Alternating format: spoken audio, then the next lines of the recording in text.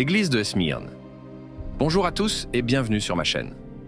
Aujourd'hui, nous allons plonger dans un passage puissant et inspirant de l'Apocalypse, plus précisément dans Apocalypse chapitre 2, les versets 8 à 11, où Jésus adresse un message à l'église de Smyrne. Ce passage est riche en enseignements, et il est particulièrement pertinent pour nous aujourd'hui. Prenons un moment pour lire ensemble ce que dit ce texte, écrit à l'ange de l'église de Smyrne. Voici ce que dit le premier et le dernier, celui qui était mort et qui est revenu à la vie. Je connais ta tribulation et ta pauvreté, bien que tu sois riche, et les calomnies de ceux qui se disent juifs et ne le sont pas, mais qui sont une synagogue de Satan. Ne crains pas ce que tu vas souffrir. Voici, le diable jettera quelques-uns de vous en prison, afin que vous soyez éprouvés, et vous aurez une tribulation de 10 jours. Sois fidèle jusqu'à la mort, et je te donnerai la couronne de vie. Que celui qui a des oreilles entende ce que l'Esprit dit aux églises. Le vainqueur n'aura pas à souffrir la seconde mort.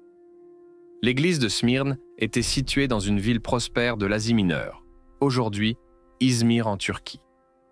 Smyrne était connue pour sa richesse et son commerce, mais aussi pour son opposition farouche aux chrétiens. Les croyants de Smyrne faisaient face à une persécution intense, non seulement de la part des autorités romaines, mais aussi de certains groupes religieux qui voyaient le christianisme comme une menace. Dans ce passage, Jésus se présente comme le premier et le dernier, celui qui était mort et qui est revenu à la vie. Cette introduction n'est pas anodine.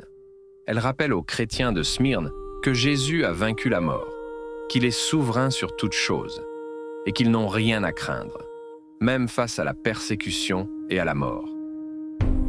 Jésus dit à l'église de Smyrne, « Je connais ta tribulation et ta pauvreté, bien que tu sois riche. » Ici, Jésus reconnaît leurs souffrances et leurs difficultés matérielles.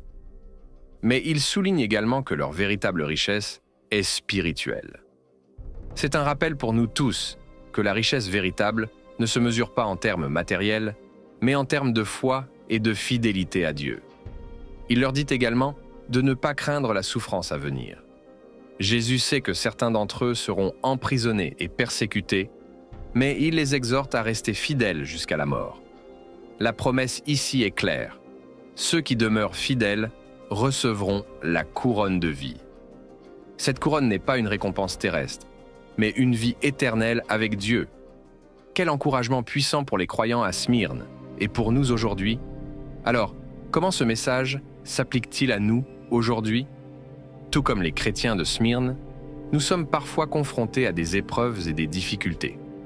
Peut-être que nous ne faisons pas face à la persécution physique comme eux, mais nous pouvons traverser des temps de difficulté, de perte, ou même d'opposition en raison de notre foi.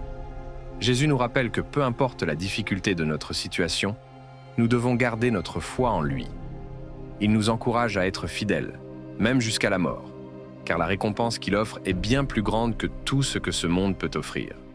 Il nous promet la vie éternelle et la victoire sur la seconde mort. En conclusion, le message de Jésus à l'église de Smyrne est un appel à la persévérance, à la foi et à la fidélité. C'est un rappel que, même dans les moments les plus sombres, Jésus est avec nous. Il connaît nos souffrances, il connaît nos luttes, et il nous promet la victoire si nous demeurons fidèles. Merci d'avoir regardé cette vidéo. J'espère que ce message vous a encouragé et inspiré. N'oubliez pas de vous abonner à ma chaîne pour plus de contenu inspirant basé sur la parole de Dieu.